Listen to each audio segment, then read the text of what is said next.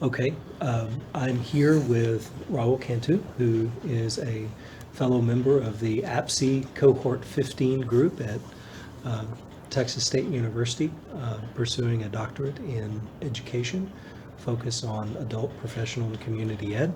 So thank you for taking the time to visit with me today. I'm very interested in hearing a little bit about you and how you got here today. To get started, I'm really interested in the type of work that you do in adult ed. So could you describe the work that you're doing in adult ed now? Sure, I teach English, the English grammar skills, English writing skills, and a couple of other things. We teach reading and vocabulary, and I teach oral communication skills as well. So, three strands of English communication skills. Okay. And in the work that you do you have any role models that you try to emulate, or are there folks that you look to as examples of how teaching in the area that you're teaching in do their work? Not really. I've just kind of developed my own style over the 20 years. Yeah, 20 years that I've been teaching. It's probably a combination of different things that I've seen different people do. You know, some people may be really organized and do lesson plans really well, and pick up something from them.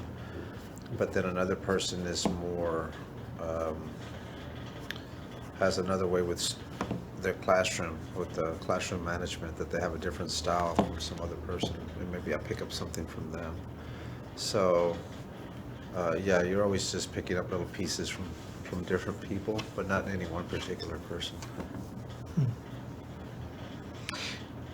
Well, do you have a particular philosophical approach that guides your work? Oh, sure, definitely. Okay. I look at my biggest influence, probably as an approach to teaching, is just the humanistic style and putting the student at the center of everything I do.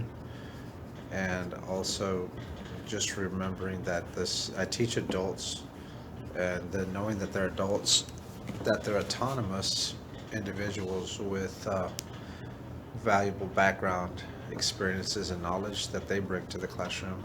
And they're also, since they're autonomous, they have individual goals separate from what maybe I may have as an instructor.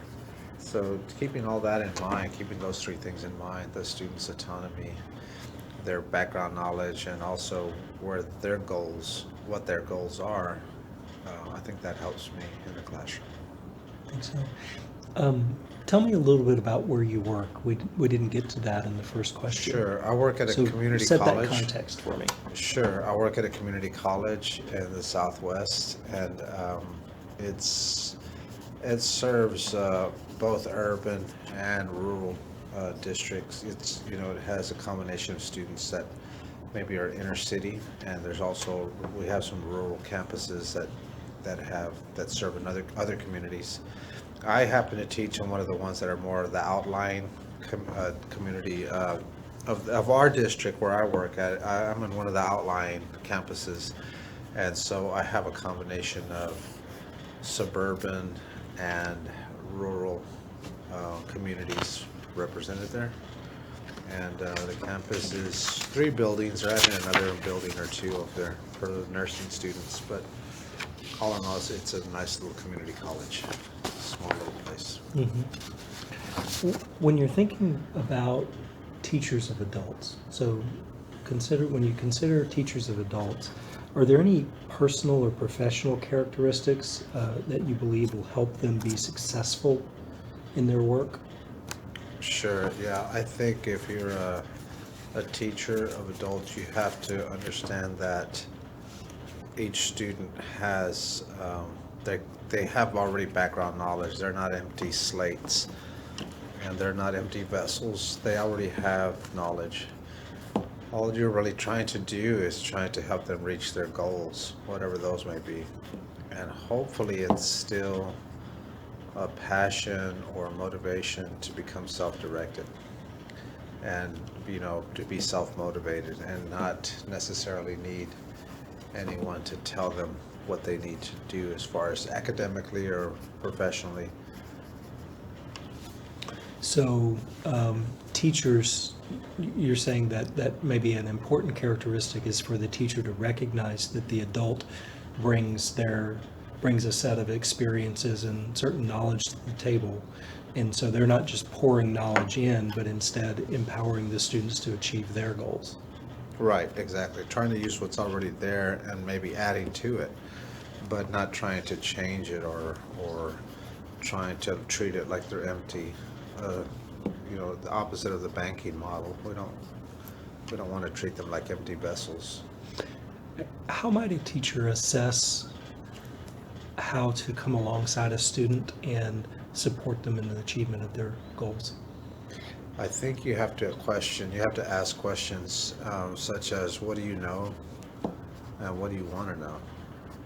And you'd be surprised that students sometimes, they can usually tell you what they know. They'll say, well, I don't know anything about it, or I know this about it. But when you ask them why are they there, why do they want to know, that usually takes longer to answer. And so just asking questions is one way to find out. Okay. Describe your students for me. Are there any characteristics which they share in common, or any goals that you see sort of across your student groups? Yeah, the goal, I think a common goal is they want to improve their lives in different ways. Some are trying to get a better job. Some are trying to just be able to communicate better inside their community and or with their spouse in society, trying to communicate better. But I think another thing they have in common, they're all international students. They're all coming from somewhere else. There's not one student in there that was born here.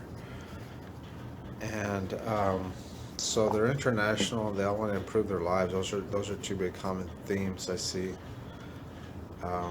And I think they're all a little bit not scared, but maybe not really intimidated. But I think there's some type of, maybe it's almost like a fear, but not really a fear of the unknown for them.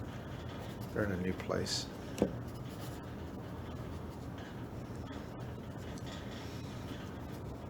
Do you think these characteristics that you describe, so they're interested in improving their life, they're all international students, not from here, this fear of the unknown, do you think those are unique to the students that you serve, or do you think that those are characteristics, some of them, I mean, international obviously is a different one, but do you think that those characterize adults in general, or are they sort of specific to the students that you serve? Who are these international students? I think it's in general. I think that it works across any adult learner. Yeah, I've taught adults since 2001. And I've always taught international learners, always, but I've talked to other people in my life, and I think that everybody learns the same way. Okay, so you think that some of these things are really general to adults? I think so. Okay. Interesting.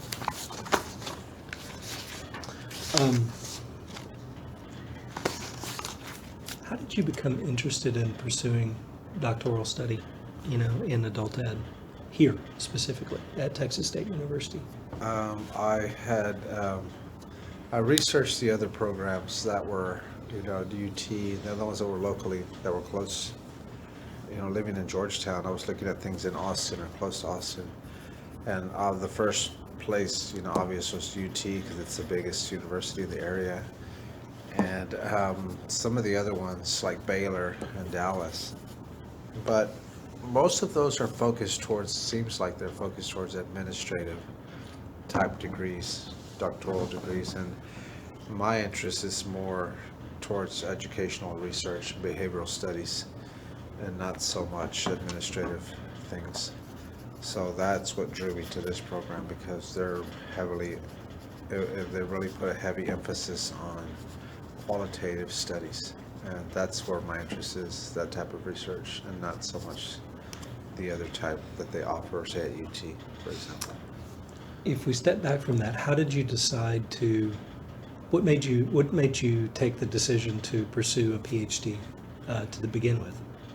Sitting in the team meetings, when we have department meetings, I sat there and I realized that felt like I was reaching a ceiling.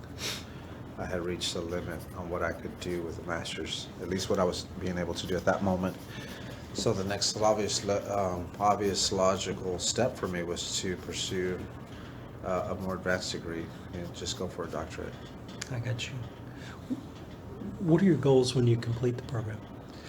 Research and write, publish more, and research more, and teach still. But the percentage of teaching would be less. It would be, whereas now it's 100% teaching and 0% research. I would want to do at least 50% research and maybe 25% teaching and 25% presentation and that type of work. But yeah, I want to reduce the teaching and do more writing, more research. I got you. Yeah. Well, I think that's all of the basic questions that I have for you. Is there anything else or any other information that you'd like to share on adult education or your experience in the field? I think probably the only thing I would want to add is that my master's degree is in early childhood, and so that actually gave me a strong foundation for what we're doing now and the things we're learning now. How so? Because I understand developmental psychology, and I understand ideas like cognitive development, different cognitive development theories, and like transformative learning and Keegan's cognitive development theory and all these other theories. That's what I'm here for. And what I've realized is that, all these things translate from what I learned in early childhood, and the things that I learned about how the brain works and how people learn actually work with adults. Most of the things that you do with children actually work with adults. You just have to look at it in a different way. But for example, one early childhood theorist, Vygotsky, was one of them that talked about how the zone of proximal development, and some people will say, well, that's they'll say that's going to the student's level where they are and meeting them there. Vygotsky says that too for children, and he calls it the zone of proximal development. And basically, that's the point where the student has enough scaffolding, enough knowledge to make the leap into the next level that you want them to go to. But you have to provide first that scaffolding and that support so that they can make that jump into the next level. Otherwise, they can't do it. And so in that sense, then learning is very socially constructed because you still need the teacher or you need someone and the learner. It's a socially constructed thing. And so with adults, what's worked for me is realizing that it is still socially constructed. Even though you're adults, you still have the same situation where you have one person learning from another person. So in my classrooms, collaborative groups are real important because I don't want the students sitting there just listening to me. I want them talking with each other, bouncing ideas and questions off each other, because that's really where the learning happens. And that comes back to Vygotsky, to what he said. I think he's the first one that really touches on that. That seems to sort of fall in line with, I think, what we see emerging now in adult ed, continuing ed, continuing professional education around teamwork, collaboration, is better outcomes are achieved when solutions are derived from the experiences and the input of the group versus a more top-down approach where this is what is going to be and that's it. Yeah, it's true. Yeah, definitely. There's got to be some, back and forth going on. Mhm. Okay. Well, thank you for your time, and I'm going to look forward to sort of thinking about some of the things that you've said. I'm particularly interested in what you said about Wygotsky. I'll tell you more about that later. So thank you very much. You're welcome.